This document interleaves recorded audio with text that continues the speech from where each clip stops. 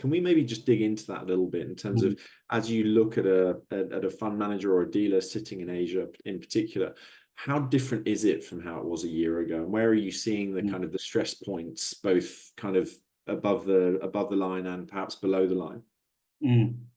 I think the most apparent one is just the operational stress and kind of just people, and that's, you know, within the firm. And to your point, who's the speed dial? Who do you call?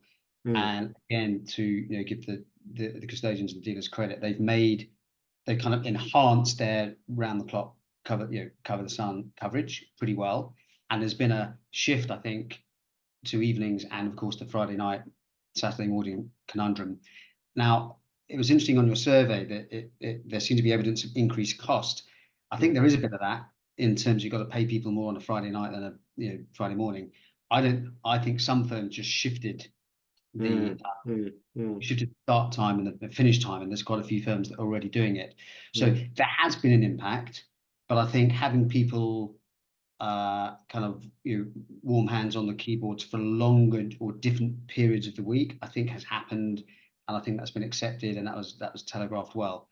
What I think is an area we now need to focus on, and it often happens, we do what we have to get through start day and take a deep breath, and a couple of hiccups later we're all fine. Now I think the job of sort of consultants and others is to say, how do we now stabilize and scale, learn from what happened, and of course prepare for the next set of jurisdictions. I think it's going to be a bit harder, if I'm honest. You know, people have got plenty of other stuff to worry about. So us saying, yeah, you remember that T+1 stuff and that Friday night and the extra resource and the 2 people you've got to keep. Here's a solution to that. I think we've all got a bit of work to do. First thing. Second comment, and I know I'm jumping ahead a bit, is in terms of data and technology, I do believe it exists, right? I've been on both sides of the street. You can create a block trade with constituent underlying accounts at time of trade. We've been doing it for 12 years in swaps.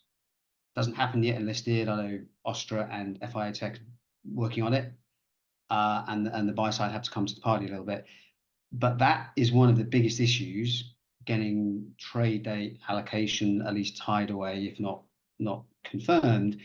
At the technologies there, we need to find a way to drag people to adopt.